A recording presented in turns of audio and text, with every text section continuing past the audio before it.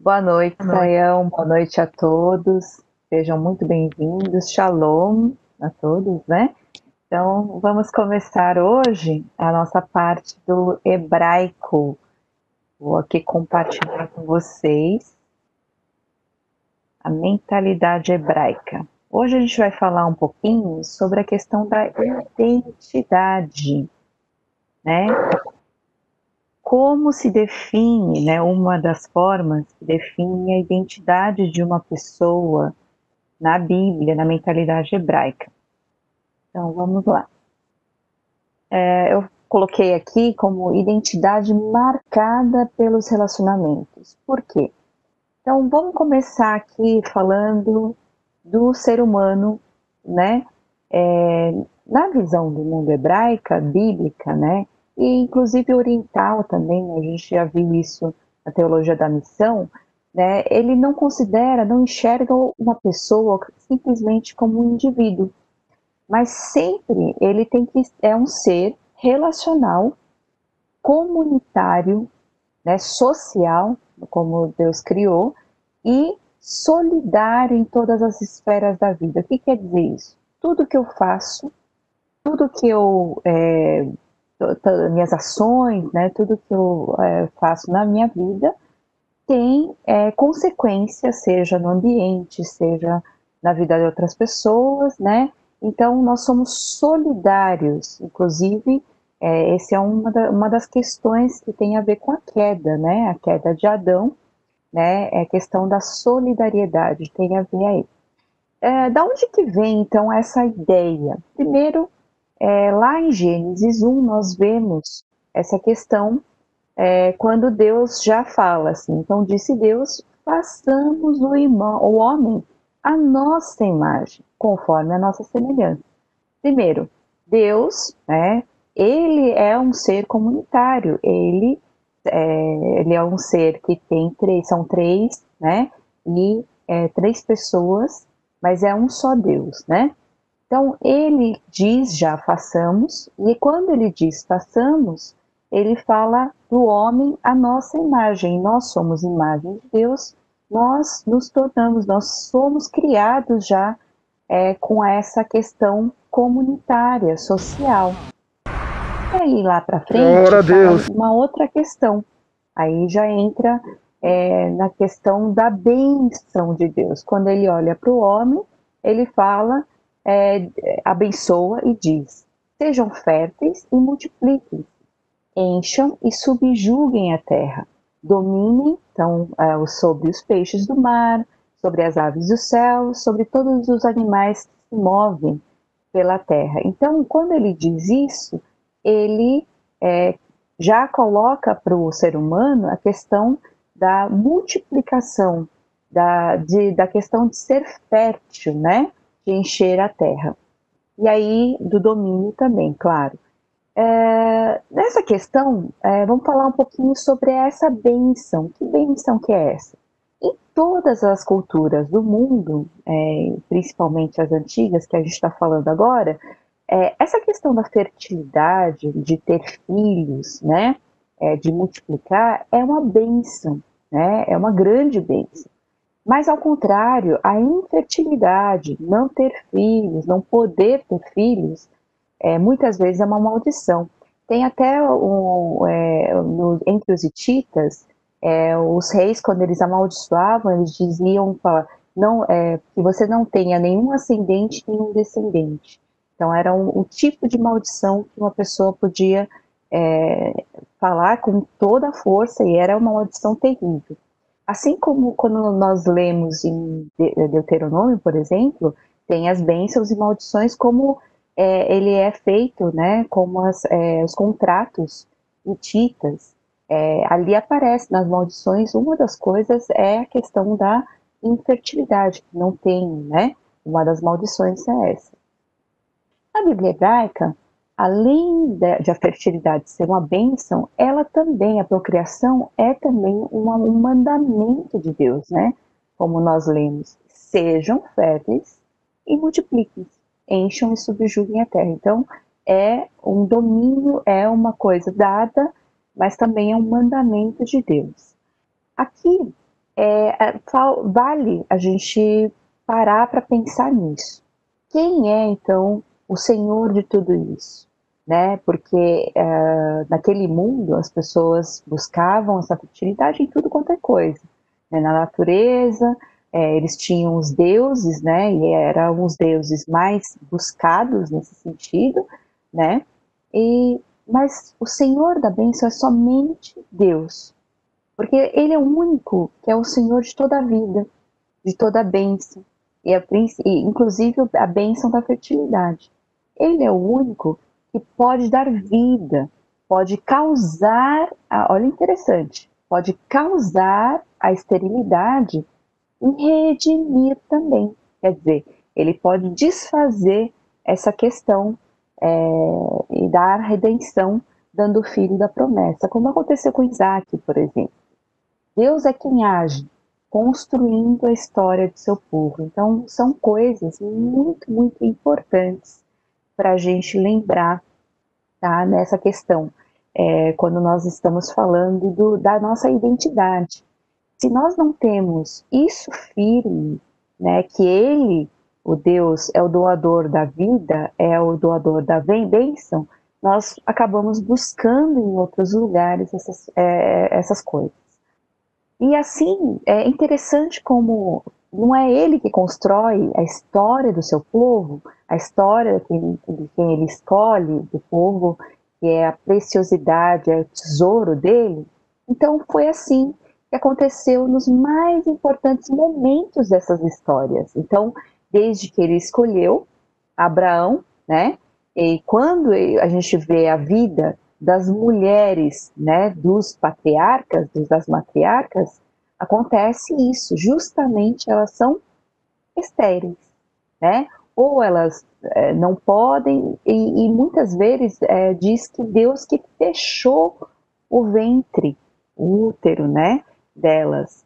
E no caso de Sarai, a gente vai ver um pouquinho mais para frente, mais especificamente. Mas é muito interessante como acontece quando a gente olha os detalhes da Bíblia. E também entender esses fatos ajuda a gente a entender o que está escrito realmente, o que significa tudo isso realmente, né? Então, por exemplo, Joquebede, claro que ela não era estéril, ela teve o filho, mas o problema dele foi a quase morte, né? Ele quase morreu nas mãos, né, do faraó. E assim também é a questão da vida e da morte. Então, sempre quem redime, quem traz a salvação, quem escreve essa história é Deus, né? No caso da Ana, que é a mãe de Samuel, profeta muito importante, também foi um caso de esterilidade. Noemi e Ruth, né? No caso, o foco em Ruth, a bisavó do rei Davi, né? Imagina, perder todos os maridos, filhos, no caso de Ruth, que poderia resgatá-la. Então, o marido dela morreu, mas tinha um irmão, mas não tem mais nenhum irmão para que possa resgatá-la, né? Então, e outras histórias na Bíblia. Então, a gente pode ver aqui muito claramente a ação de Deus. É para mostrar que aquilo que parece natural, parece a coisa mais comum, que é uma pessoa casar, ter filhos, né? Não é tão natural assim. O que mostra aqui é quem está agindo para que tudo isso aconteça. A coisa mais natural não é natural, mas é sobrenatural. Está nas mãos e depende da graça e da misericórdia de Deus. Então, aqui tem um propósito, né, na criação. Então, qual que é esse propósito? Então, o Senhor Deus declarou: não é bom que o homem esteja só. Então, é interessante como a gente às vezes usa muitos adjetivos, né? E na Bíblia, toda vez que Deus criou alguma coisa, no final ele olhou e falou: é bom, né? E no final ele diz: é muito bom. Então, o não é bom é algo muito forte, não é algo, não é muito bom, não é algo assim leve, não é algo assim raso, mas é muito forte o que ele diz aqui. Não é bom que o homem esteja só. Mas, poxa, ele tinha os animais, ele tinha tudo ali, né, que era a criação, um jardim lindo, né, mas e aí? Quando Deus olha para o homem, ele diz uma coisa interessante, ele fala, farei para ele alguém que o auxilie e corresponda, é Esder Kenegdo.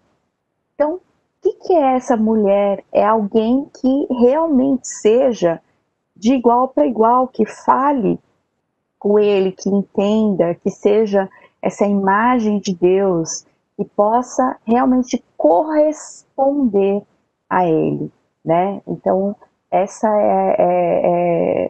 assim, é algo bonito que a gente vê na Bíblia. E logo depois, né, Deus entra em ação de novo. Lembra que Deus, na mentalidade hebraica, ele não é um Deus que fica aí olhando, né? Ele é um Deus que age, né? E ele age nesse momento, faz o homem cair em sono profundo. Aqui também tem uma linguagem concreta, né? A questão do sono. Ele tira uma costela e faz aí, fechando o lugar com carne, e dessa costela ele faz a mulher e leva até ele. É como Deus é assim um Deus tão bondoso, né? Ele leva até ele, mostra para Adão e ele diz: esta sim é osso dos meus ossos, é carne da minha carne, né? Então essa é aquela que realmente eu consigo olhar para ela e ela me corresponde realmente. Nós podemos conversar, nós nos entendemos, é isso. Por essa razão, aí diz a Bíblia, o homem deixará pai e mãe e se unirá à sua mulher e eles se tornarão uma só carne. Então Deus aqui coloca algo muito importante que é a união do homem e da mulher e a formação da família, né? Que é o propósito principal. E então, vamos passar.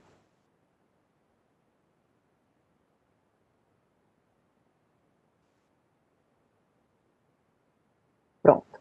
A identidade que a gente diz, a parte daí. Então, desde a criação, da formação do ser humano a partir da semelhança e imagem de Deus, como um ser relacional, que tem que ter alguém que corresponda, né?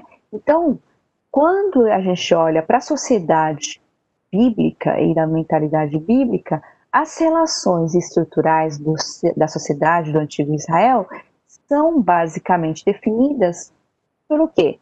Pela família. A família corresponde a algo muito maior. Quando a gente fala a casa de alguém, ali está incluindo tudo, incluindo o servo, incluindo o filho, incluindo, né, o clã. Né? A gente tem uma família muito ampliada, né? E aí aqui vai falar que a estrutura principal é a ascendência que mostra o passado, quer dizer, não tem como a gente olhar para o futuro e viver o presente, né, com essa ação de Deus, sem ter uma ascendência, sem ter uma história, porque essa história mostra como Deus agiu, como Deus está agindo e como Deus vai agir. Então, nós precisamos dessa estrutura. Nesse sentido, a identidade se fundamenta nas relações de parentesco.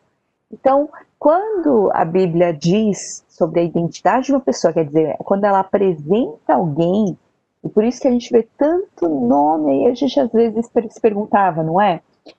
Por que tem que saber de quem é o pai, quem é o filho, quem é não sei o quê, às vezes de onde é, porque tudo isso faz parte da identidade da pessoa. Então, como a pessoa é conhecida, é chamada, é vista, né? Ela é conhecida pelo seu nome, ela tem um nome, claro, né, que mostra muitas vezes o seu caráter, né? Quem é essa pessoa, como ela a personalidade, muitas vezes. Também mostra, junta-se a partícula de filiação, né, que no caso é ben, bat, que nós já vimos ali, né, nos vocabulários. Ben é filho de, filha de, ben, bat. E aí vem o nome do pai da pessoa, tá? Então, no caso, assim, a gente vê aqui, ó, antes de que ele terminasse de orar, surgiu Rebeca, que é no caso do servo de Abraão, e vai buscar a esposa do Isaac, né? E aí surge Rebeca, filha de Betuel, filho de Milca, mulher de Naor, irmão de Abraão. É muito importante aqui, porque é para mostrar que Rebeca é sobrinha de Abraão, né? Ela é filha do Betuel, tá certo? Trazendo no ombro o seu cântaro. E aí Deus age fazendo isso. Mas dessa forma é mostrada a identidade de uma pessoa. Então, vamos só assim, fazer um parêntese aí e dar uma olhada no caso de Sarai, que depois se torna Sara, né? Lá em Gênesis 11, 27, começa a história de Terá, né? Então, Terá gerou Abraão, Naor e Harã gerou Ló. Harã morreu em Ur dos Caldeus, na sua terra natal, quando ainda vivia Terá, seu pai. Tanto Abraão como Naor casaram-se. O nome da mulher de Abrão, era Sarai, e o nome da mulher de Naor era Milca. Esta era filha de Harã, pai de Milca e de Isca. Ora, Sarai era estéril, não tinha filhos. Terá tomou seu filho Abrão, seu neto Ló, filho de Harã, e sua nora Sarai, mulher do seu filho Abrão, e juntos partiram de Ur dos Caldeus para Canaã. Mas ao chegarem em Harã, estabeleceram-se aí, enfim. Isso mostra um pouquinho da história de Terá, certo? A mulher, nesse caso, ela não tem nenhuma outra forma além de ser apresentada como mulher de alguém, nesse caso, né? E aí, interessante, olha só, tem a mulher de Naor, só que a mulher de Naor é apresentada como filha de não sei quem, pai de Milca, né? No caso tem irmão, tem irmã.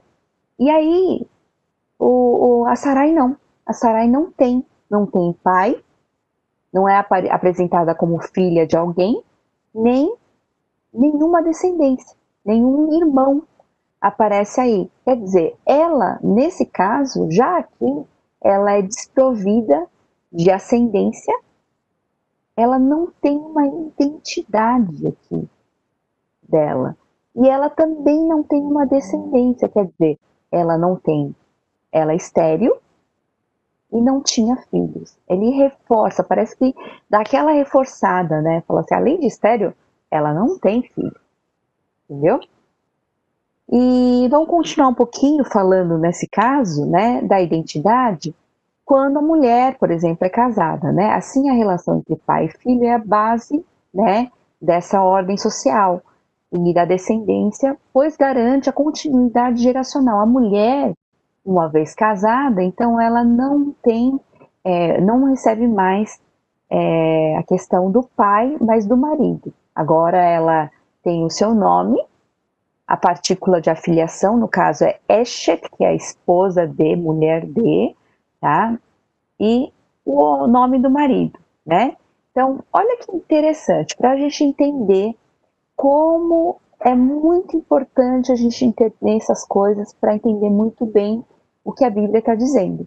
Então, por exemplo, em 2 Samuel 6, 16 a 23, Mical é designada como Mical, né? Bat Shaul e não Michal Eshet Davi. O que deveria ser aqui? Como Davi é o marido dela, deveria aparecer a esposa, mulher de Davi, e não Bat Shaul, que é filha de Saul. Mas olha o que aconteceu quando Saul estava muito feliz e dançando sem saber que a roupa dele caía. Aconteceu que, entrando a arca do Senhor na cidade de Davi, Mical, filha de Saul, observava de uma janela, e ao ver o rei Davi dançando e celebrando perante o Senhor, ela desprezou em seu coração.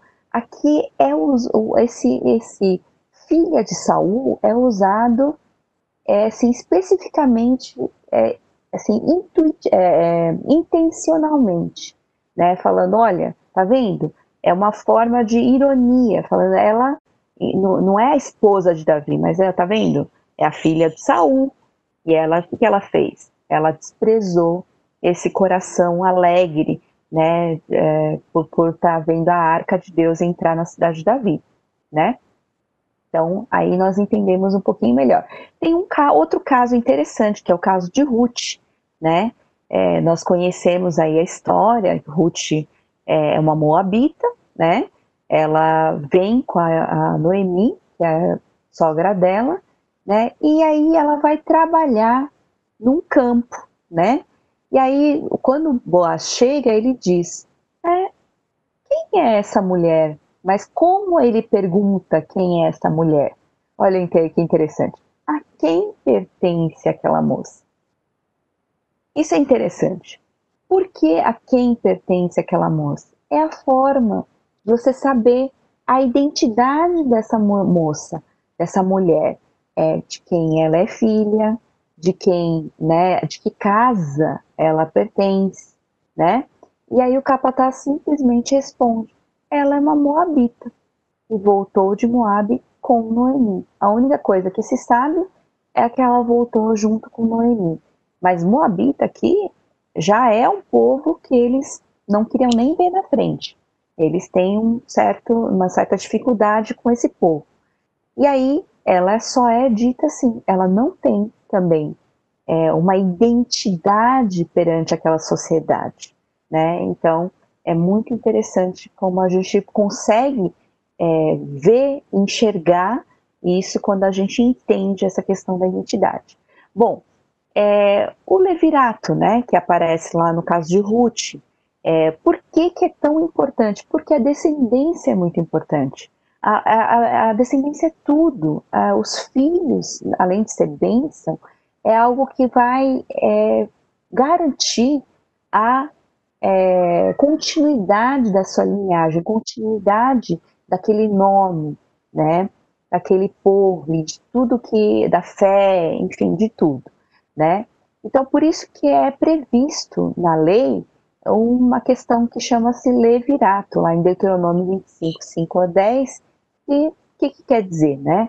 Que o resgatador mais próximo, seja o irmão, no caso que tem aí um irmão, se não tiver, é o parente mais próximo, que deve dar continuidade à sua linhagem. Então, ele vai ter filhos com a viúva, mas que esse filho não vai levar o nome dele, mas vai ser da linhagem do irmão ou do parente que faleceu, né? Por quê? Porque era importante, é uma proteção, é uma forma de manter a propriedade da família, manter a linhagem e prover também auxílio e proteção para a viúva, que vai ficar completamente desamparada.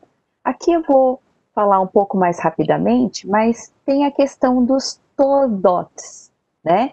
Que são as gerações. Em Gênesis aparece aí 10 Todotes, né? Aí aparece de Adão, Noé, Sem, Cão, Jafé, Terá, Ismael, Isaac, Esaú, Jacó, e aparece também aqui em Gênesis 2:4, que é um diferente aí, né, que é dos céus, o Toldot dos céus e da terra. Estou mostrando porque essas palavras Toldot e Dor, né, que é geração, são muito importantes na questão bíblica. Então, as genealogias, seja a genealogia ou até a maneira de se falar. Então, por exemplo, aqui, ó, de Gênesis a 5 aparece a genealogia de Adão a Noé, que totalizam 10 gerações. E aí, mais para frente, aparece 10 gerações de Noé a Abraão. Essas contagens das gerações são muito importantes na Bíblia, né? Isso mostra alguma coisa e são especiais. Então, um exemplo aqui que a gente pode ver em 1 Reis 6:1, que diz 480 anos depois que os israelitas saíram do Egito. Mas o que quer dizer esses 480 anos? São gerações. Eles contam mais ou menos 40 anos cada geração, e aí eles contam 12 gerações, quer dizer que passaram-se 12 gerações aí. Ok?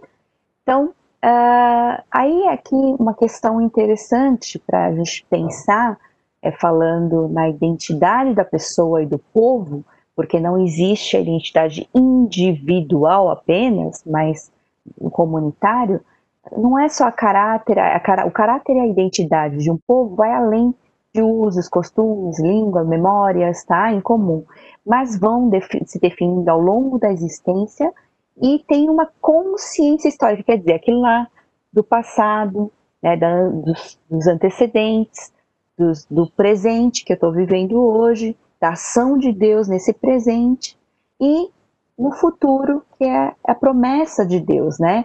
O futuro da descendência cumprida por Deus.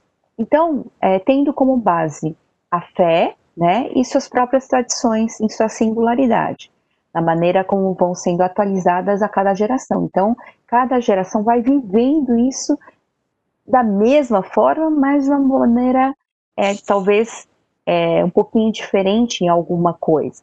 Mas o que mantém a identidade desse povo? Pode ter mudanças, porque a língua muda, às vezes os costumes mudam, os acontecimentos mudam, mas a identidade desse povo, ela é definida pelo Deus da aliança, e ele vai até o fim, para cumprir a aliança dele, cumprir a promessa dele, e vai de geração a geração, como um fio condutor e motor que move a vida. Por isso que lá em Salmo 91:2 diz, é muito bonito a maneira como se fala desse Deus, que mantém, né, a identidade, que mantém a vida desse povo comunitário, né, como social. Senhor, tu és o meu refúgio sempre, de geração em geração. Quando ele fala, tu és o nosso refúgio, de geração em geração. Antes de nascerem os montes e de criares a terra e o mundo, de eternidade a eternidade, tu és Deus. Então, é isso. Deus abençoe a todos e nós terminamos a parte aqui da mentalidade bíblica. Eu vou passar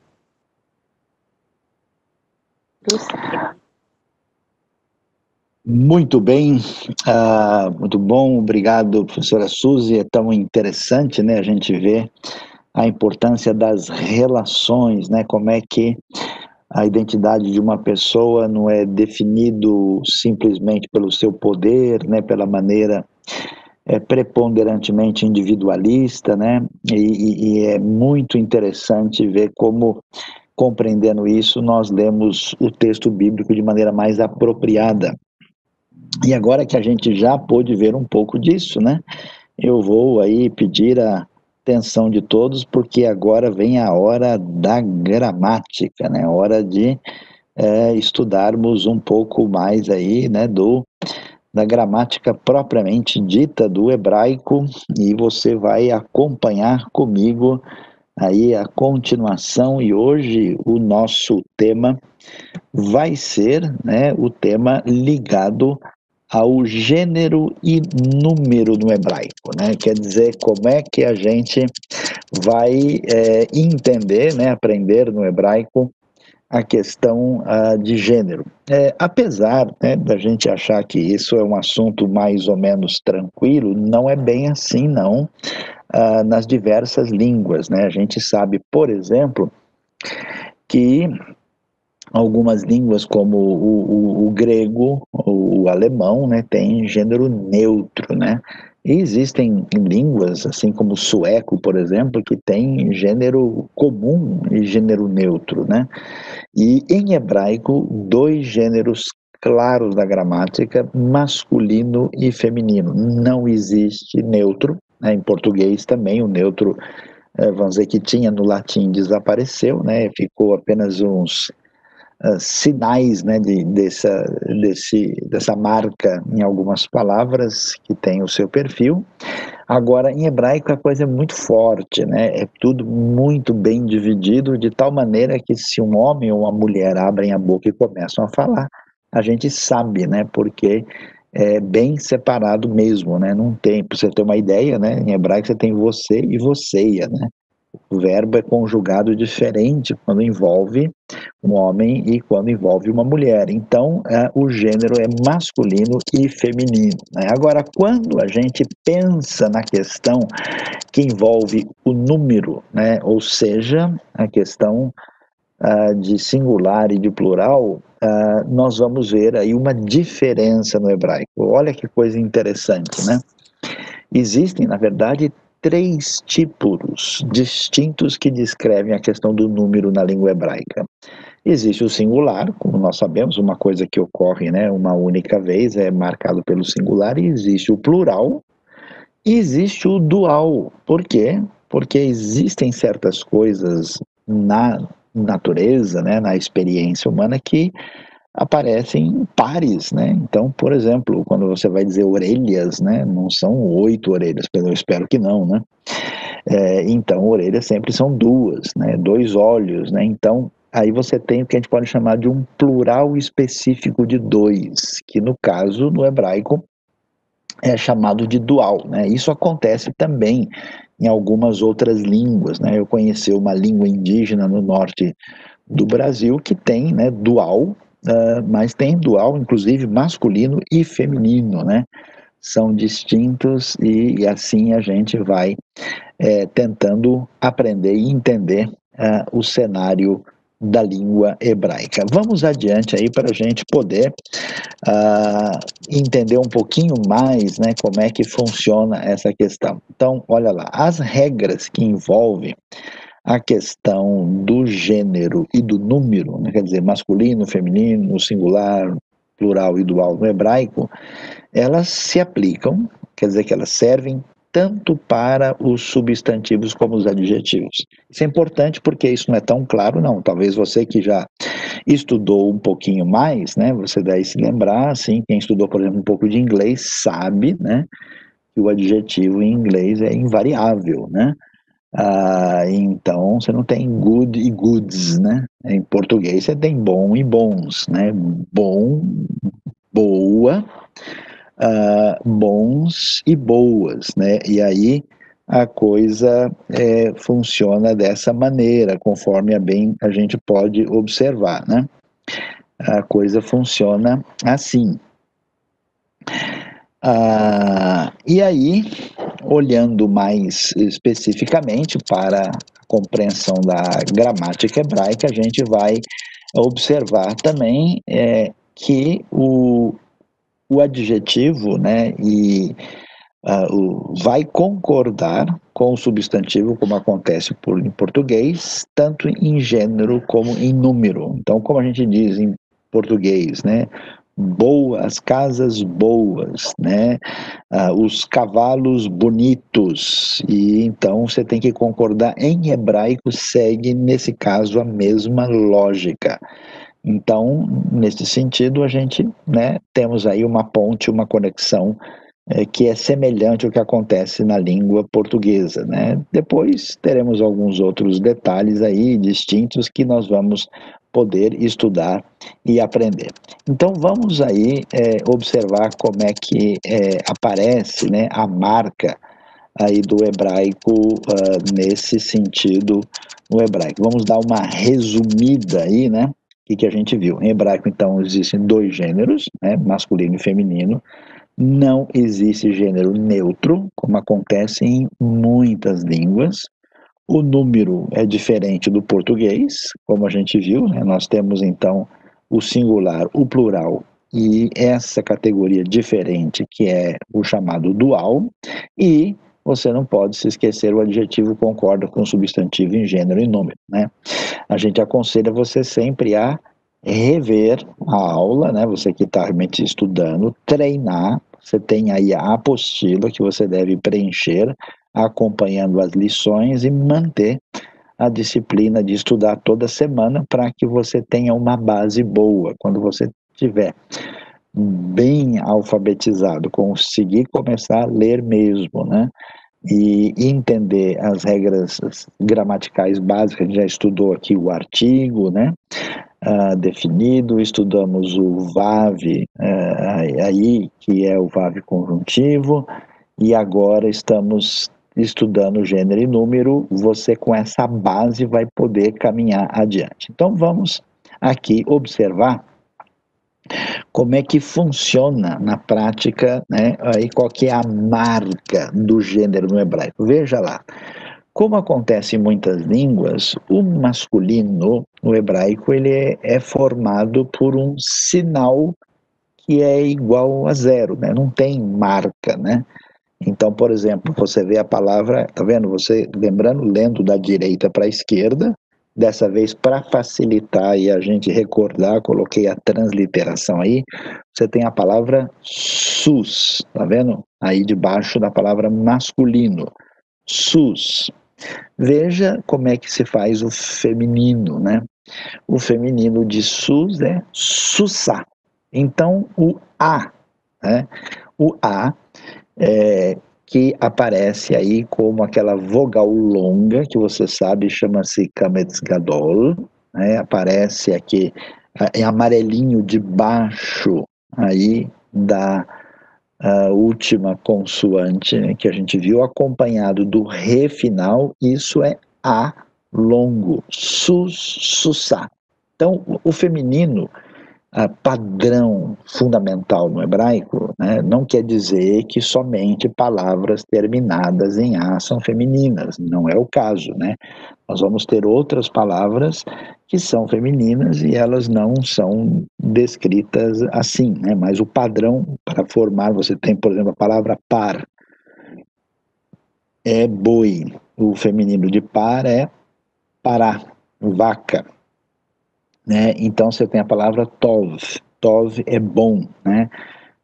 E você tem tová, tová é boa, né? A gente falou sobre a questão, né, de como é que a gente diz bom dia, né? Diz boa noite, né? Então, por exemplo, bom dia em hebraico a gente diz boker tov, né? Você vê que boker, que quer dizer manhã, fala-se tov, porque manhã é masculino, né? E a mesma coisa, você diz Erev Tov, né? No começo da noite, no finalzinho da tarde, né? Erev Tov é boa noite, como acontece no inglês, que a gente fala good evening, o alemão Guten Abend, né? Quando você diz boa noite na hora de dormir, né? Na hora de ir embora, aí você diz Laila Tov. Olha que coisa interessante, Laila, né? Por incrível que pareça, é uma palavra masculina, e o adjetivo é tov, que então seria como se fosse bom, né? Bom noite, assim como em inglês você diz good night, né? Em alemão gute Nacht, e então a gente tem essas variações, mas o padrão da marca do feminino é exatamente a vogal longa, como nós temos aí na palavra sussá, que claro é feminino de sus, portanto cavalo, e égua, porque em português o substantivo aí é bastante irregular. Prosseguindo, a gente vai ver um pouquinho mais dessa questão de como funciona lá. Olha lá, se a gente já viu, já aprendeu como é que é aí o masculino, né? Sus, tá vendo de novo a palavra cavalo? E olha lá na palavra lei. A palavra lei que você conhece é a palavra Torá, tá vendo? Torá. Torá também terminando com A, conforme nós vimos, né, aqui antes. Agora dá uma olhada no plural. E o plural vai ser diferente. O plural, digamos, é estranho, né? Plural em português, a gente sabe, né? Estamos acostumados com S, né? Mas o plural masculino em hebraico se faz com im, está destacado em vermelhinho. Então, susim, susim, e atenção, não é susim, susim com M, bem falado, susim. E da mesma forma, você tem a palavra Torá, e o plural de Torá, veja bem, é Torot, Torot. Então, plural masculino termina em im, plural feminino termina em ot. Veja bem, né, que você, quando põe Torá, ali e coloca o plural, veja que o re final desaparece, né? Você não vai falar Torahot. Não, porque aquele re é só marca de vogal. Então é Torot. Da mesma maneira, se você for pegar a palavra cavalo, que a gente viu, sus, você viu? Lembra? Sus, feminino, sussá. Plural, sussim, plural feminino, sussote. Então você pode repetir comigo aí, vamos lá. Sus, sussá, sussim, sussote. Sus, sussá, sussim, sussote. A palavra par é boi, né? Então como é que seria? Par, pará, parim, parote. Lembra das vacas de Bazã, lá de Amós, capítulo 4, as vacas que saem do rio Nilo diante do faraó, elas são as parote, tá? Então, nós temos aí o padrão do hebraico do que é o masculino feminino e masculino plural e masculino e o feminino plural também, tá? Diante disso, a gente então prossegue para aprender um pouco mais, né, dessa questão aqui. Nós temos aí o que é chamado número aplicado aos gêneros, conforme a gente pôde observar aí nesse slide aqui. A gente tem um resumo, né, aí de como é que a coisa funciona na língua hebraica. Agora dá uma olhada no caso do dual. O que é o dual? O dual é um plural diferente. O que é um plural diferente? É um plural de dois, que a gente não tem isso em português, né? Nas línguas europeias ocidentais isso não aparece, né? Então, o que você tem? Aí a palavra fácil de ler, que é a palavra yad. Tá vendo, ó? Yud, né? A vogal kametz embaixo e depois o dalet, yad. Então, quando você vai falar mão, você não fala yadim, porque você não tem muitas mãos, não é um polvo falando, né?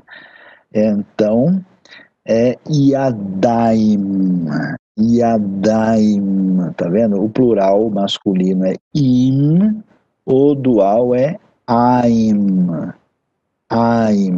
Então, por exemplo, a palavra ain é olho e einaim é olhos no sentido de dois olhos, né? A palavra ozen, orelha, osnaim é exatamente orelhas. Então você tem, no caso, o chamado dual. Prosseguindo, aí a gente vai agora olhar o que a gente pode chamar de um resumo das formas. Então veja bem com atenção aqui, porque aqui a gente colocou um resumo com algumas variações. O que vai acontecer? Como nós vimos, uma palavra no masculino singular, ela não tem marca específica, né? Em linguística a gente fala que é morfema zero, não tem sinal, né? Em português, muitas vezes a gente tem, né, o e o a, né? Como a gente tem em alguns casos aí o masculino e o feminino. No hebraico, a falta de uma marca é masculino, como acontece em par, em sus. O feminino, olha lá, a marca comum é a, mas às vezes vai aparecer com at ou com et, né? Palavras que terminam em tav, a última letra do alfabeto hebraico, geralmente são femininas. E a gente vai estudar também, às vezes acontece uma variaçãozinha na palavra hebraica, dependendo da posição que ela ocupa na frase. Por exemplo, a palavra Torá, às vezes ela aparece como Torat, né? A palavra verdade, a palavra Emet, né? Então, nesse caso, são palavras femininas, né? O plural masculino, vimos, é im, o plural feminino é ot, né? A marca do masculino dual é aim, né? No feminino, há certos substantivos femininos, eles não vão ser otaim, não, eles aim também, mas às vezes aparece, como você vê ali, ataim, né? Ataim, né? você tem a palavra, por exemplo, sfat, né, que é, na verdade, borda, lábios, sfat, sfataim, né, que aparece no dual aí conforme nós podemos observar, né? Então, vamos aí caminhar um pouquinho mais aí para entender um pouco mais da língua hebraica. E vendo isso, agora eu vou chamar a sua atenção e vamos fazer um exercício de leitura, né?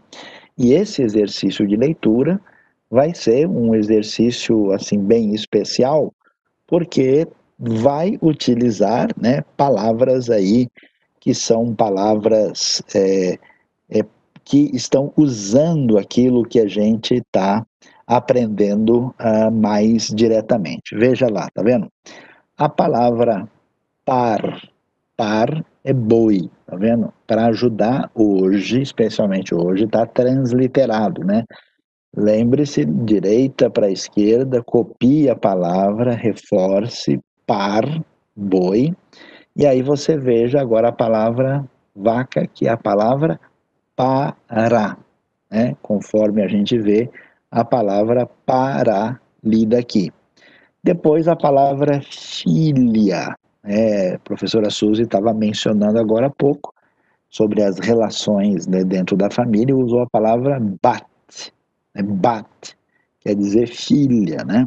Muito importante nessa visão hebraica, bíblica da identidade da pessoa, definida a partir do Shem, do seu nome, Shem, né? Shem, é por isso que você tem, por exemplo, o sujeito, ele é Benjamim, Batseba, filho ou filha de alguém, né? O nome é muitas vezes associado com a origem relacional da pessoa na família, né? Prosseguindo no nosso vocabulário, mais alguns nomes interessantes aqui para serem lembrados. Uma palavra muito importante, muito valiosa, é a palavra Kadosh. Kadosh, lembra de Isaías 6? Kadosh, Kadosh, Kadosh, Yehová Savaot. Santo, santo, santo é o Senhor dos exércitos, tá vendo? Aí você vê como é que se escreve, veja a transliteração de Kadosh. Como é que eu vou dizer? Se eu falo santo, como é que eu digo santa ou sagrada? Olha, Kedoshá, Kedoshá, né? Kedoshá, olha a coisa, isso acontece muito em hebraico, né? A gente já viu isso quando foi estudar um pouco aí da questão do artigo e do verbo conjuntivo, às vezes você tem uma pequena variação fonética no início da palavra, né?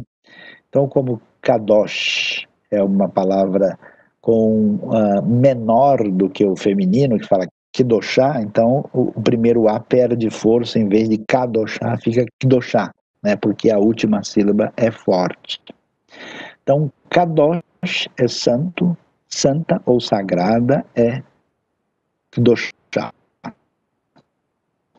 Depois, como nós vimos, a palavra Nefesh.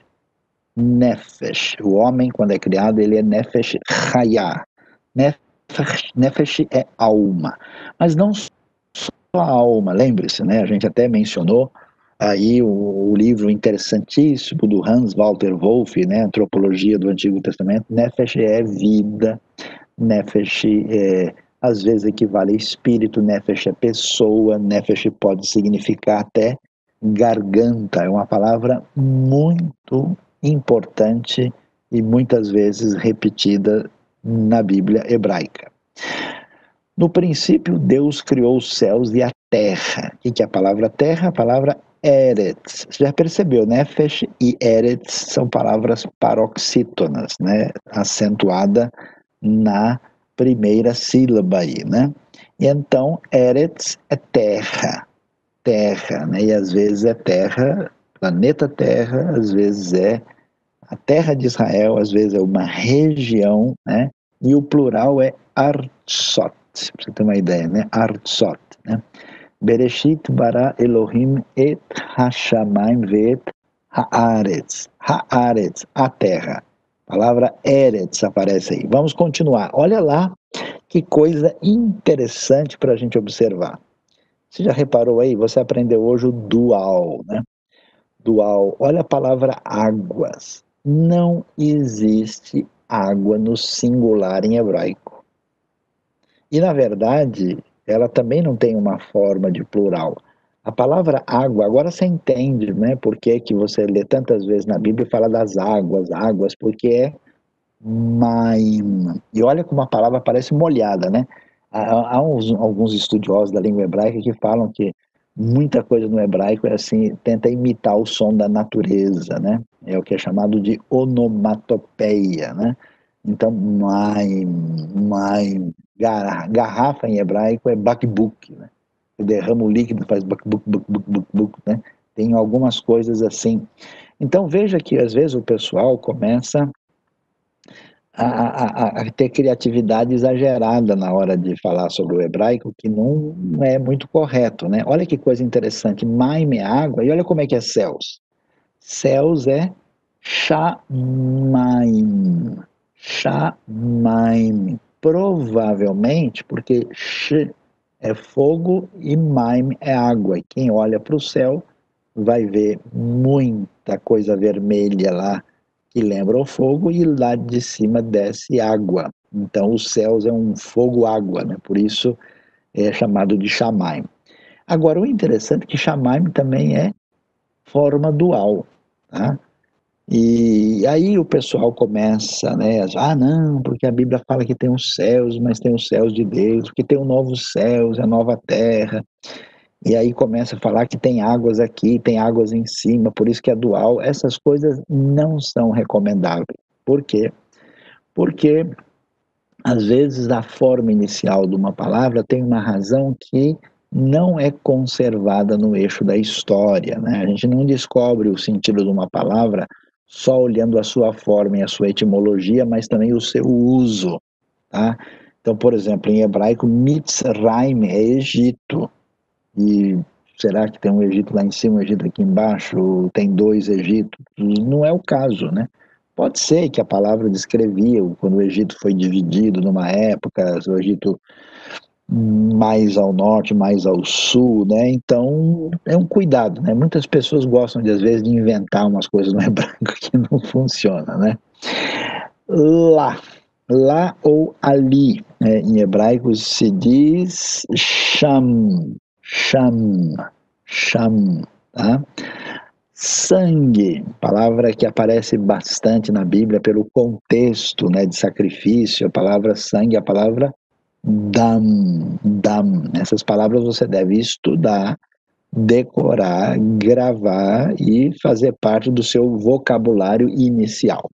Recordando o que a gente já viu, a palavra mão, e às vezes mão estende-se ao antebraço, né? Às vezes em alguns lugares, e a palavra também passou a significar lado, né? E a palavra yad, yad, mãos, no sentido, claro, de duas mãos, é yadaim, yadaim. Como é que eu digo grande, né? Grande é a palavra gadol, L bem pronunciado, gadol. Agora, olha lá como eu falo grandes, tá vendo?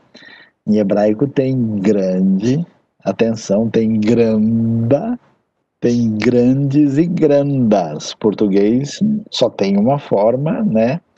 Eu não falo uma grande árvore, né? Em hebraico eu falo, né? Eu tenho gadol, gidolá, gidolim, gedolot. Mas como é que eu falo grandes no masculino? É gedolim, gedolim, gadol, gedolim, né? Aí você tem a forma aí do masculino do adjetivo aí do hebraico, né? Então, aqui nós temos essa possibilidade de entender, né, como é que funciona aí a gramática hebraica nesses aspectos fundamentais, né? Entendendo agora o singular, o plural, o masculino e o feminino, como é que eles combinam, entendendo o dual, você já conhece o artigo, você conhece o VAV conjuntivo, você já tem uma pequena base na gramática. Guardando e decorando essas palavras e exercitando a leitura, você certamente vai estar preparado para poder começar, né, a arranhar, a mexer com a língua hebraica. Mas um conselho muito importante é que você não pode assim parar, porque o hebraico é tão diferente, né? Escreve da direita para a esquerda, as palavras não parece com nada que a gente conhece. Então, se a gente não ouvir e não prestar atenção e não repetir, aquilo vai sumir da cabeça, né? Porque não é uma coisa igual inglês, espanhol, que a gente está sempre ouvindo de alguma maneira, né? E nesse sentido, então, você precisa manter, né, a sua continuidade, o seu esforço, né? E você, inclusive, nós deixamos as aulas disponíveis aí no canal do YouTube da IBNU para que você possa voltar, retornar e ver várias vezes. Muito bem. Terminando, portanto, essa segunda parte da aula, agora nós vamos abrir o espaço, né, para o momento de perguntas que vocês tenham, né? Mas eu vou dar uma palavra aqui, né? Porque às vezes, assim, o nosso tema tem a ver com o hebraico e a mentalidade bíblica, né?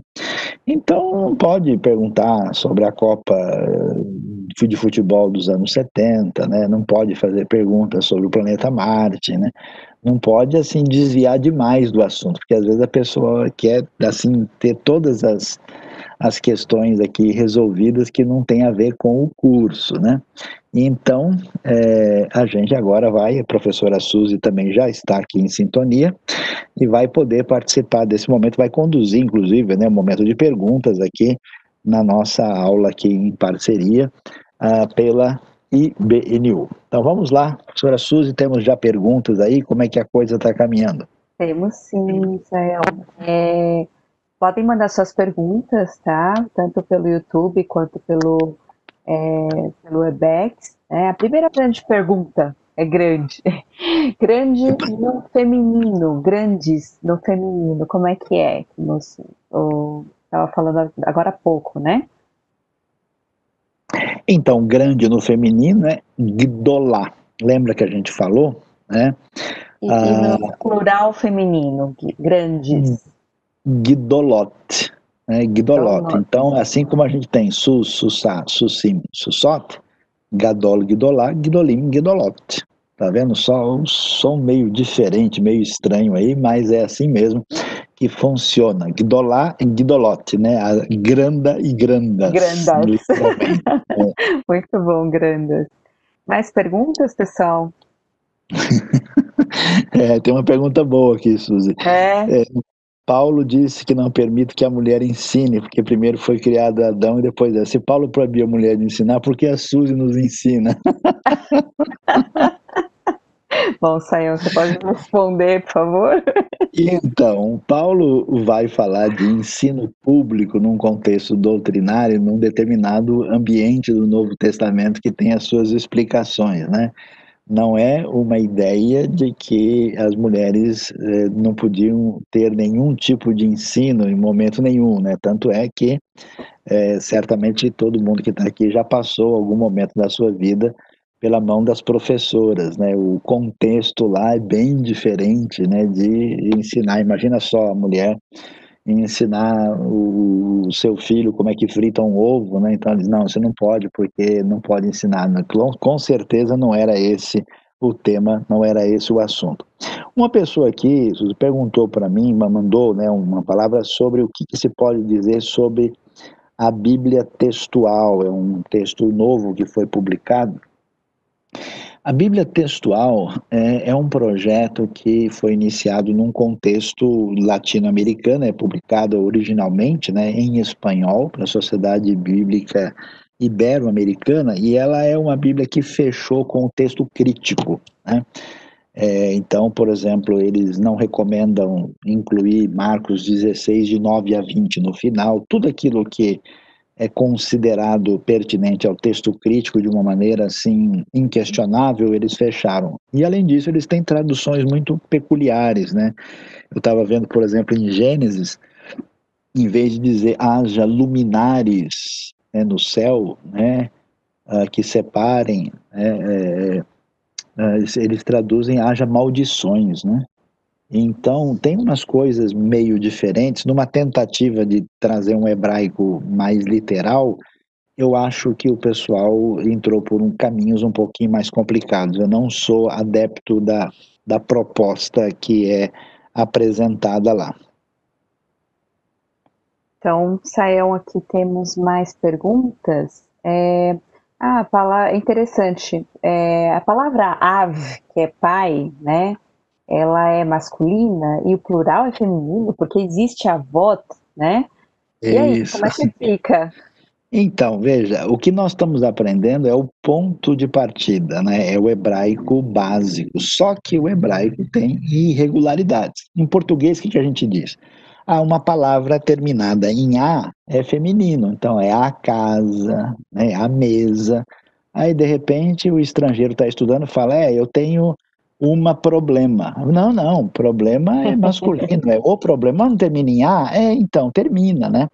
Então, existe o quê? O que a gente chama de exceções, né? A Exceções. palavra Aliás, o português avó, tem muitas. pois é, o português que é o campeão das exceções. A palavra avó, ela tem, digamos assim, um plural irregular, né? Então, não é um plural comum. Mas há palavras, né, que têm essas exceções, existem no hebraico também. Tem palavras que terminam em A, que são masculinas, assim como em outras formas que são femininas. Então, só para lembrar que existem exceções, tá? Outra pergunta, Sayão, que você falou, assim, comentou rapidamente, do filho, né, da filha. Então, Bartimeu é filho de Timeu? Sim, mas só que, como a gente mencionou, né, bar é uma palavra aramaica, né, que entra no hebraico posteriormente, né?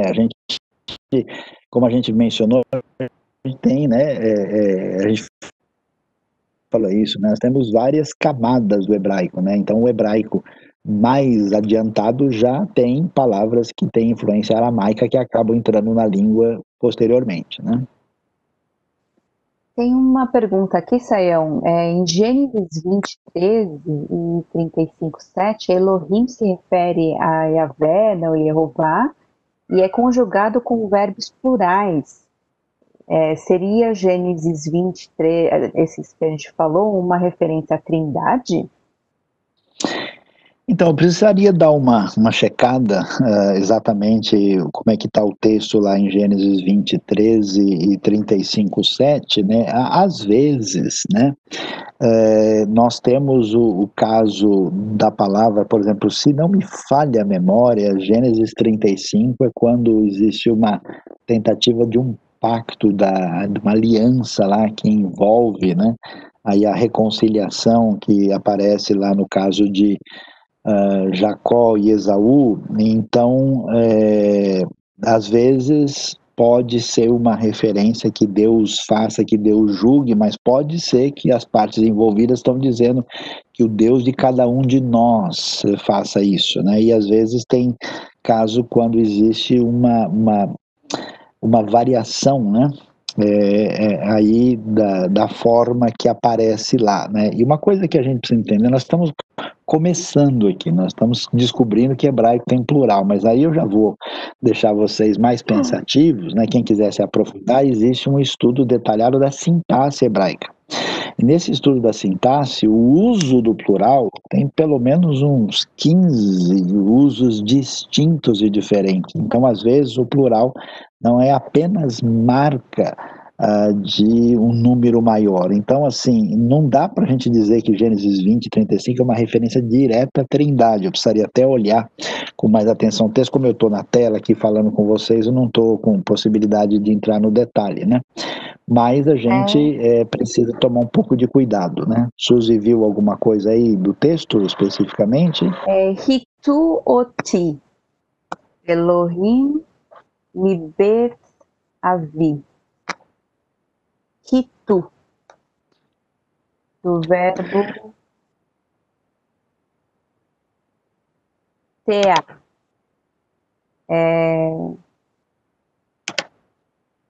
Só ver aqui.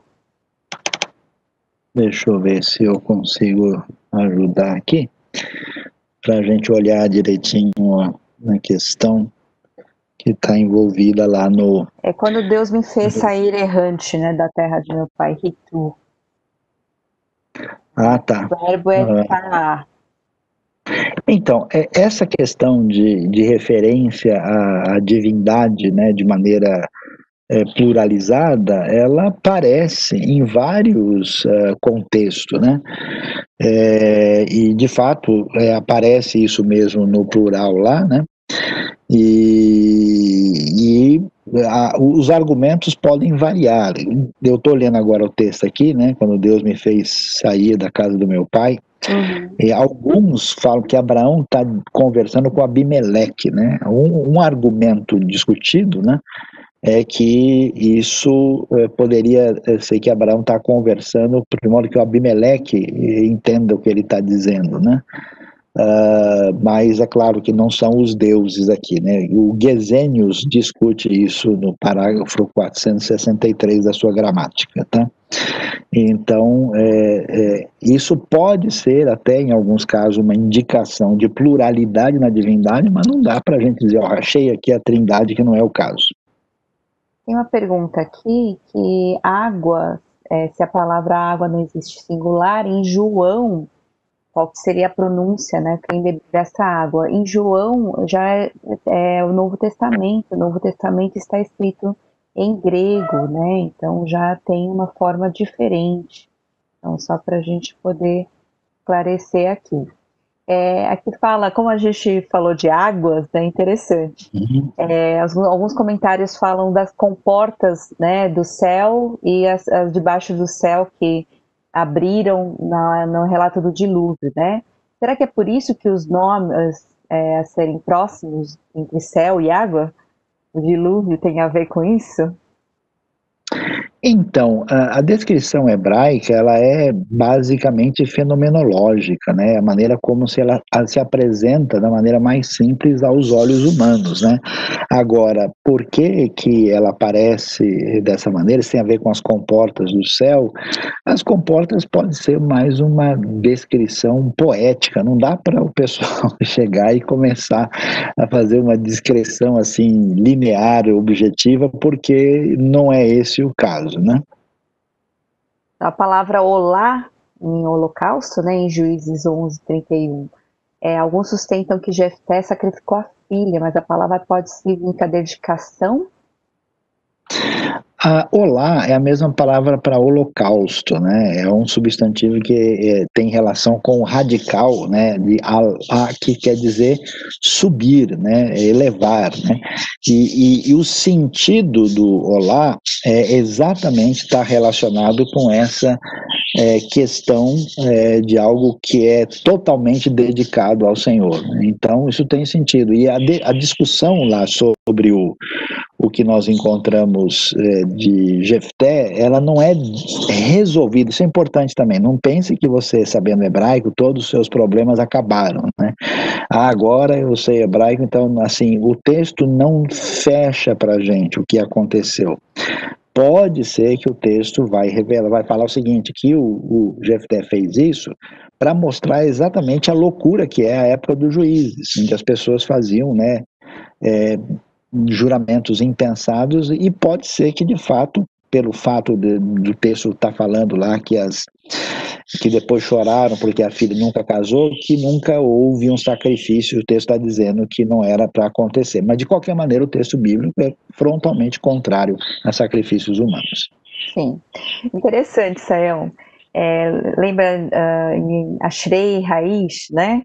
Na bem-aventurança do sermão, no sentido, ele falou que ouviu uma vez uma pregação e no sentido de avante e outra vez como envergar.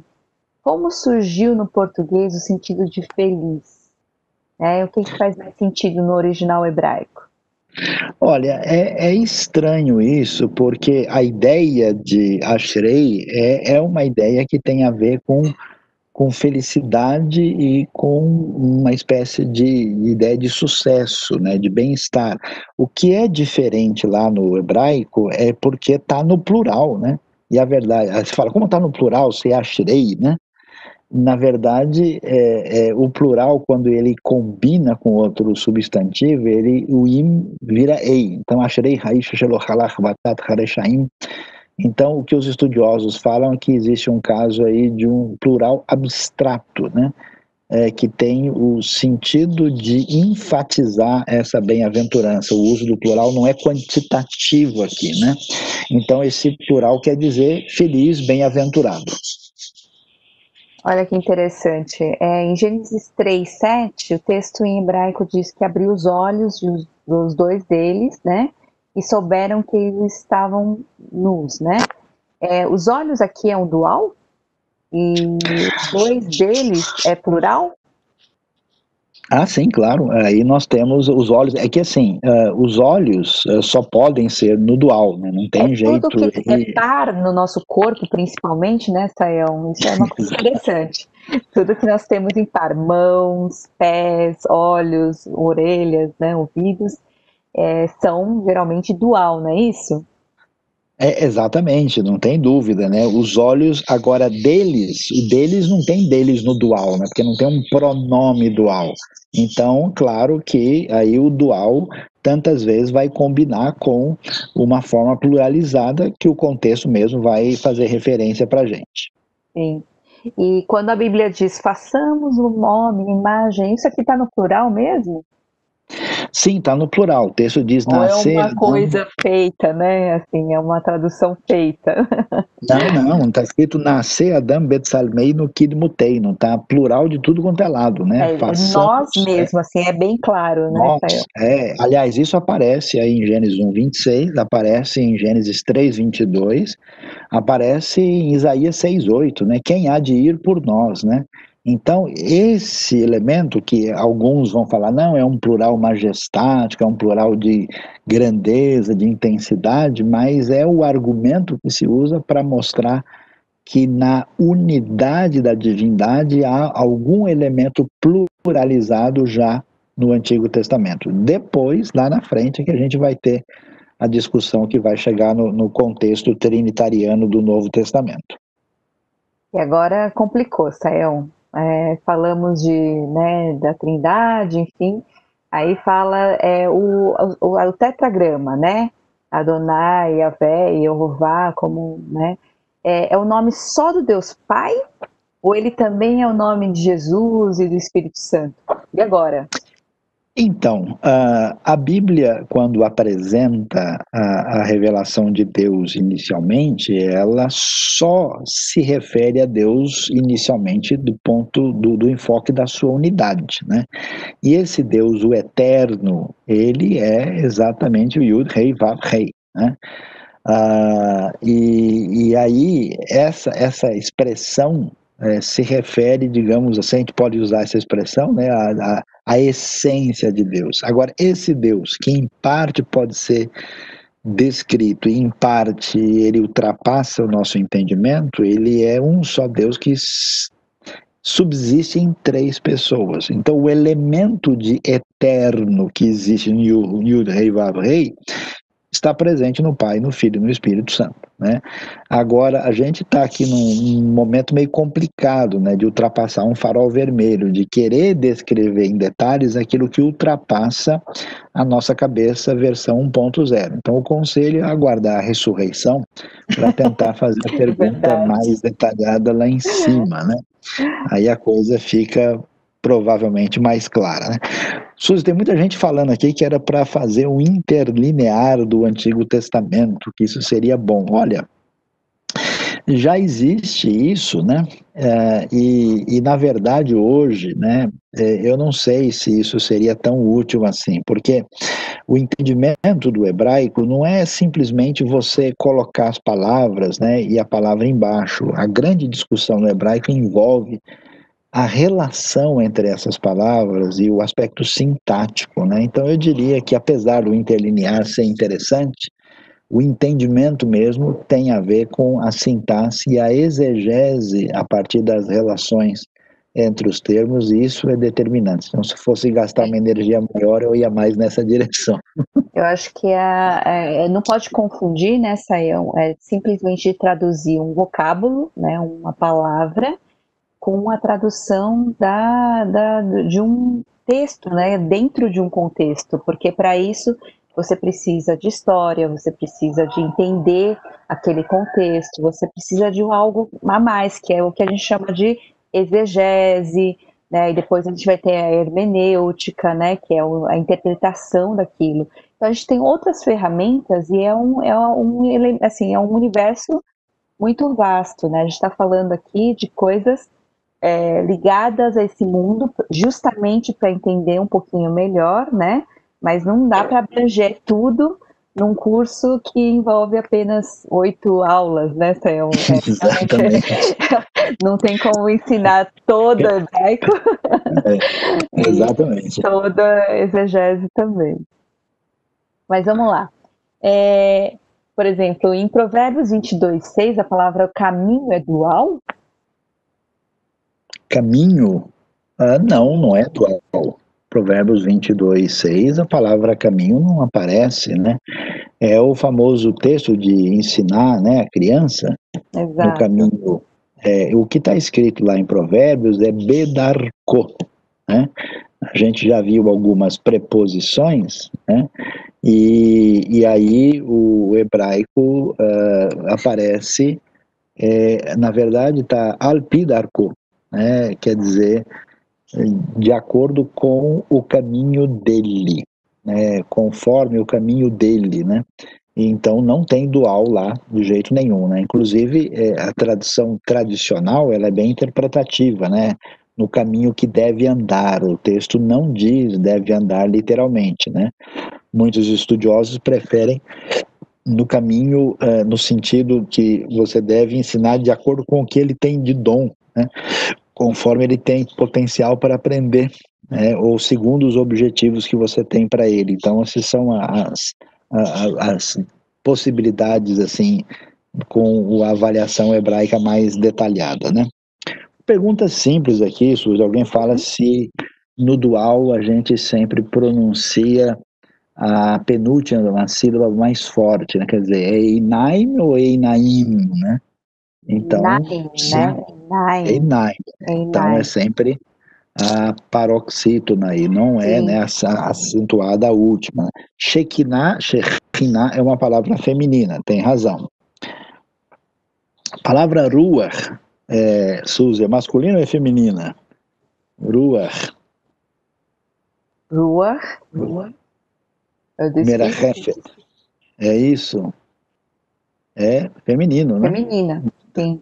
Palavra feminina, e é interessante isso, né? Agora, a gente também tem que tomar um cuidado com isso, porque aí o pessoal começa, né, a tentar, é um perigo muito grande, já que está falando de masculino e feminino, que alguém fala, não, olha, o pai, né, é masculino, mas olha, interessante que o plural da palavra pai é feminino, né? Não, mas o Espírito Santo é feminino, não, mas no Novo Testamento ele é neutro. Aí o pessoal começa, se já é complicado discutir o sexo dos anjos, quer discutir o sexo de Deus, né? Qual é o problema desse raciocínio? É que quando a gente olha essas coisas, a gente não percebe que essas descrições, elas são descrições que não querem definir a essência de Deus, né? Deus é comparado, por exemplo, com comportamentos que evocam o masculino e que também evocam o feminino. Deus é cheio, por exemplo, de rechem, né? De raham, que tem a ver com misericórdia, compaixão, que tem a ver com útero. Mas, ao mesmo tempo, Deus é chamado de pai. Mas Deus também é chamado de rocha. Deus é como águia. Então, Deus tem um lado animal, tem um lado mineral, né? Claro que não. Tudo isso é metafórico. Na sua essência, Deus ultrapassa todas essas coisas. Deus, na sua essência, não é nem masculino, nem feminino, nem animal, nada disso. Ele está além dessa realidade binária da experiência humana, né? E ele descreve o seu agir, às vezes, de maneira a mostrar metaforicamente conexões com o mundo masculino e feminino que ele transcende plenamente. Então, paremos de tentar discutir a sexualidade divina, que não vem ao caso. Exato. Tem uma pergunta aqui, Sayão, que fala do Salmo 5:5, que fala que Jeová odeia todos os que praticam o mal. Como conciliar esse salmo com o ensino de que Jeová odeia o pecado, mas ama o pecador? Então, o que a gente precisa entender é que uma expressão bíblica, ela tem um determinado contexto, né?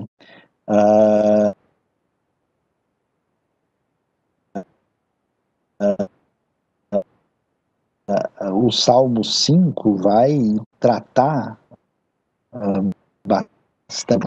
A Bíblia fala várias vezes que Deus, no sentido de se opor, né, nas suas entranhas, né, contra o comportamento daqueles que fazem o mal. E, por exemplo, a Bíblia diz que Deus é um Deus que se ira, e se ira todos os dias. Qual é a diferença? É que a ira e o ódio divino não são a mesma coisa do procedimento humano, né? Por que que eu, às vezes, tenho ira, raiva e ódio? Por uma intenção, diretriz, inclinação egocêntrica. A ira divina, ou vamos assim chamar o ódio divino, que se volta contra alguém, é um desdobramento da sua justiça. Então, é absolutamente, perfeitamente adequado na cabeça hebraica bíblica que Deus, ao mesmo tempo, tenha essa ira, digamos assim, esse ódio, essa rejeição profunda pelo pecador, ao mesmo tempo que ele o ame. Então, o problema é quando as pessoas traduzem o ódio humano lançado sobre Deus na sua relação com o pecador. A função não é a mesma. E aí você vê a relação de sintonia, né, diferenciada entre a ira divina juntamente com a sua misericórdia, a sua rejeição profunda do mal, ao mesmo tempo junto com o seu amor. Bom, tem uma pergunta aqui, ainda com Provérbios, e Provérbios 16:7 tá o caminho no plural e 22:6 no singular. Por que isso? Provérbios quanto? 16:7, que fala assim: quando os caminhos de homens são agradáveis ao Senhor, ele faz que até os seus inimigos vivam em paz com ele. Então, porque aí a palavra está sendo usada num sentido mais amplo, né? No sentido de os caminhos, às vezes o texto aparece, é Provérbios 16... 7. Provérbios 16, 7. Então, às vezes, o termo lá é utilizado para descrever de maneira poética a caminhada de uma pessoa, né? Envolvendo, vamos dizer assim, a sua... aqui o uso parece falar da realidade das diversas alternativas que a pessoa tem na vida, quando os caminhos de alguém agradam a Deus, né? Quer dizer que as pessoas podem ter caminhos variados, diferentes na sua trajetória, que são agradáveis a Deus. Lá é diferente demais o texto, porque ele diz, né, quando você ensina o menino, a palavra está no singular, no caminho dele, né? Ou seja, naquilo que é a trilha que ele deve seguir. E aqui é bem diferente, e tem razões também poéticas, particulares, não há nenhuma intencionalidade muito peculiar. Eu acho Algumas, que... sim, Pode algumas falar. questões aqui, alguém perguntou, por exemplo, se a Bíblia Stuttgartense é recomendada. Com Sim. certeza é uma referência. O que a gente pode dizer do pessoal que está toda hora falando que tem que chamar Jesus de Yeshua? Bom, com certeza o nome de Jesus em hebraico é Yeshua, né? Mas uma das coisas muito nítidas que a gente percebe na Bíblia é que a revelação bíblica ela é passível de tradução, né? E tanto é que o que estava no hebraico e aramaico foi traduzido para o grego na Septuaginta, e o Novo Testamento utiliza isso. Então, A gente tem que tomar um cuidado, porque tem um pessoal assim meio exagerado que eles querem que tudo que apareça na revelação bíblica tem que ser exclusivamente hebraico, senão não serve, né? Ah, porque Mateus originalmente estava em hebraico. É possível, mas é estranho demais você pensar hebraico em Tessalonicenses, em Colossenses, não faz o mínimo sentido, né? E aí, então, a pessoa perde o ponto, e tem gente que diz, se você não falar o nome de Jesus, Yeshua, então a sua fé não é válida. É claro que isso não faz sentido, né? Porque o nome de Jesus precisa ser conhecido, né? Exatamente dentro do contexto das pessoas que recebem essa mensagem, né? A Bíblia chama Deus e Theos. Ele era Elohim. Elohim hebraico é sagrado, mais ou menos, né? Porque esse nome Elohim, que tem a ver com El, é um nome semita comum que usava-se também em Canaã, se usava no Ugarítico, se usava no contexto onde as pessoas adoravam Baal. Então é a palavra divindade. A palavra Theos, do grego Deus, ela tem históricos relacionamentos com a palavra Zeus, né? E a Bíblia não trata a coisa desse jeito. Então, vamos dizer, esse exagero em torno da obrigatoriedade de só falar Yeshua, não é o caso. Não é o caso. Bom, eu acho que tem uma confusão aí entre dual e plural, Sayão. Opa! Por exemplo, no Salmo 121 tem eleva os meus olhos para os montes. Por que que dual os olhos estão no dual e montes no plural? É porque não tem nada a ver, né? Na verdade, os olhos têm que combinar, não é? Tem que ser concordar com outras coisas. O monte, ele não tem nada a ver, ele é um objeto, né? Um local, como é que fala? Agora fugiu a locução. Então, na verdade, não tem muito Adverbial, sentido. né? Na verdade. Porque ele está olhando para os montes, né? Os montes é o complemento, né? Sim, Ele não tá exatamente. ligado diretamente com isso, né? E lá, veja, você tem, né? O problema é que é o seguinte, os meus olhos, né, que aparece lá, tá com o que a gente chama da marca, né, do sufixo de primeira pessoa, que nesse caso, quando você vê só o sufixo, pode, né, einei pode ser plural ou dual, mas o sentido é dual. Então eu elevo os meus dois olhos para os montes. Os montes são um complemento da frase, não estão ligados aos olhos. Então, monte não tem só dois, aliás, Jerusalém se fala que em volta tem sete, e olhos tem dois, né? Então, dois olhos com sete montes, tudo bem. Agora, sete olhos com dois montes já não vai dar muito certo. Então, tem que sintonizar direitinho aí, né? Agora, eu acho que pode ser a última questão, né, Sael? Para finalizar, o artigo Ra, quando nós falamos do Espírito Santo, por que que, no caso, nós não usamos no português, se no hebraico seria, né, a pergunta, Ruach HaKodesh. Por que que nós não Não usamos usamos em português o Ra, né? Porque, na verdade, esse Ra, ele está exercendo uma função, que é uma função diferente, porque o Ra, a gente não contou o segredo todo, ele não tem função só de artigo, né? Ele pode ter função de marcar relação, né? De pertinência entre um substantivo e outro, né? Ele pode ter função, por exemplo, de pronome demonstrativo, né? Então, assim, a coisa é um pouquinho, nós estamos só começando, pessoal. Então, Ruach HaKodesh não é Espírito o Santo, não é o Espírito do Santo. Nesse caso, o jeito pode até alguém traduzir como Espírito da Santidade, mas o sentido é Espírito Santo. Então, não há nenhum problema aí, né? Alguém pergunta aqui se nós entendemos que a igreja é o Israel de Deus. Num certo sentido, sim, porque a identidade dessa igreja só pode ser tirada de Israel. Mas a igreja é o Israel de Deus no sentido em que substituiu Israel e Israel desapareceu?